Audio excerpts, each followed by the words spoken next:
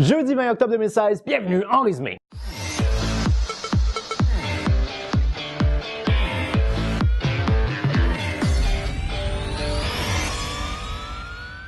Bonjour à vous communauté, mon nom est Yves Lantier et bienvenue en résumé l'actualité avec une pointe d'humour et d'humanisme. Alors communauté, veuillez me pardonner parce que la semaine dernière, j'avoue que j'ai pas suivi beaucoup l'actualité internationale. Pourquoi? C'est tout simplement parce que, comme vous le savez, je suis un grand amateur de hockey. Puis là, il s'adonne qu'avec le début de la saison, en tant qu'amateur de hockey, il y a plein d'affaires qui vont avec ça. C'est-à-dire que, entre autres, il faut que j'écoute les matchs inauguraux. Je pense que j'ai écouté une affaire comme 4 ou 5, peut-être même 5 ou 6 matchs d'ouverture de différentes équipes de la LNH. Sinon, entre autres, il y a aussi le début des poules. Donc, il a fallu que je fasse mon pool. Il a fallu aussi que je fasse un jeu de fantaisie avec un ami. Alors là, j'ai suivi beaucoup le hockey. C'est la raison pour laquelle, encore une fois, cette semaine, je fais une très courte introduction parce que je sais que vous n'êtes pas la majorité à aimer le hockey, mais je veux quand même en parler un petit peu. C'est-à-dire que mon joueur préféré de la Ligue nationale de hockey qui évolue en ce moment avec les Hawks de Chicago, Marian Hossa, c'est un joueur que moi, je suis depuis à peu près le début des années 2000. Donc, lui a commencé sa carrière en 1997-98. Et moi, de mémoire, il me semble que c'est en 99-2000 que j'ai commencé à suivre la carrière de ce joueur-là. Et entre autres, ce que je dois mentionner, c'est que déjà, quand j'étais, disons, préadolescent ou du moins dans le début de l'adolescence, déjà, je suivais ce joueur-là, Marian Hossa, d'une façon quand même assez assidue. C'est un ami qui m'avait proposé de regarder un peu plus ce joueur-là. Il m'avait dit, c'est le genre de joueur que d'après moi que tu vas aimer. Et j'avais eu la chance, grâce à ma sœur, qui m'avait donné comme cadeau de fête le 18 novembre 2000, d'aller voir les Sénateurs d'Ottawa, l'équipe pour laquelle il évoluait à l'époque, jouer contre les Panthers de la Floride à Ottawa, en fait à Canada, qui est une banlieue d'Ottawa. Et à ce moment-là, j'avais assisté à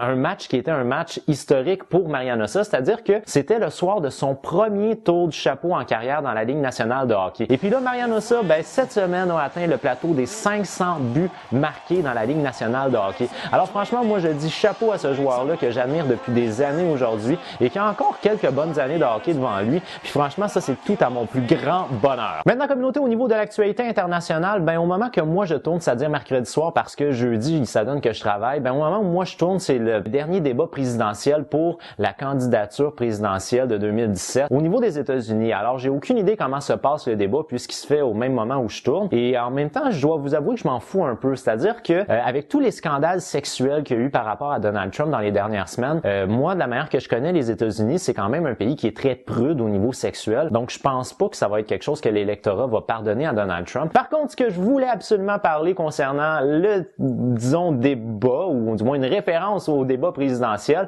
c'est l'émission Saturday Night Live qui a décidé de faire une espèce de réincarnation, si vous voulez, de Donald Trump et Hillary Clinton. Et ce que moi, je veux mentionner concernant ça, c'est que l'imitation que l'acteur Alec Baldwin a fait de Donald Trump est tout simplement impressionnante. Alors, communauté, si vous n'avez pas eu la chance de voir cette vidéo-là et que vous êtes relativement à l'aise avec l'anglais et que, bien entendu, la présidentielle américaine vous intéresse, je vous invite à aller voir cette vidéo-là. Comme toujours, le lien va être dans la barre de description juste en dessous. Vous allez voir que la manière que Alec Baldwin va jouer Donald Trump, il joue pas sur la game de, justement, les scandales sexuels ou différents scandales par rapport à des calls qu'il y a eu déplacés par rapport soit aux femmes, mais sinon, par rapport à des ethnies ou des choses comme ça. Il joue surtout sur les erreurs pendant des speeches que Donald Trump a fait. Et une chose que vous devez savoir, c'est que Donald Trump est un homme qui se définit comme étant à l'antipode de l'intellectuel. Alors lui, il déteste éperdument les intellectuels et il est fier de dire qu'il ne lit pas de livres parce que il n'est pas un intellectuel. Sauf que ça a aussi pour répercussion le fait qu'il se prépare généralement très peu avant un speech, donc il va avec son instinct. Et c'est ce qui fait que souvent, il fait des erreurs. Alec Baldwin a souligné le fait que Donald Trump a mentionné une mauvaise date à son électorat pour aller l'appuyer pour l'élection présidentielle. And vote on election day.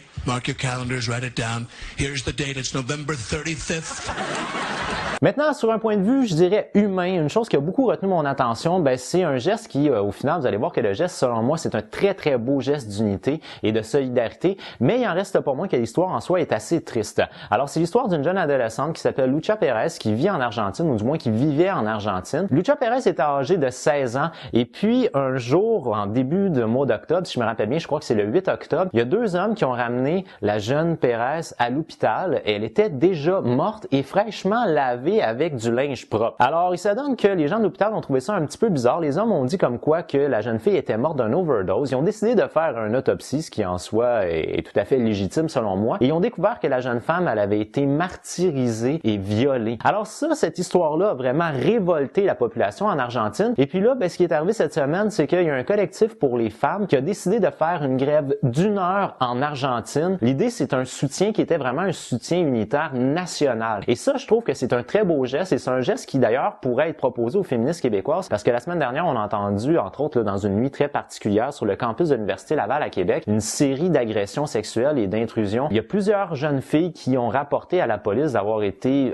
sexuellement agressées ou agressées pendant la même nuit, fort probablement par le même groupe d'hommes. Alors ça pourrait être intéressant de voir un mouvement féministe québécois reprendre cette idée-là d'une grève, disons, nationale pendant 1 heure, parce qu'en gros, c'est que on reproche actuellement à la gestion de l'Université Laval de ne pas vraiment gérer la situation et de banaliser les agressions. Alors moi, je propose ça au mouvement féministe ici québécois. C'est une proposition, c'est à vous de voir. Si jamais vous le faites, je vous appuie dans votre cause. Sur ce, communauté, pour moi, c'est déjà tout. Alors je vous remercie immensément d'avoir regardé ma vidéo. Si vous l'avez aimé, n'oubliez pas d'y donner un petit j'aime. Communauté, je vous confie un petit quelque chose. Alors même s'ils ne sont pas tous publics, aujourd'hui, vous venez de regarder le 200e vidéo que j'ai mis sur ma chaîne YouTube. Alors je pense qu'il y en a 175 ou 176 qui sont publics, mais c'est quand même le 200e vidéo. Et la semaine prochaine sera la 100e capsule en résumé. Alors communauté, moi je vous dis à jeudi prochain. J'ai déjà hâte de vous voir. As always, with love. Bye bye.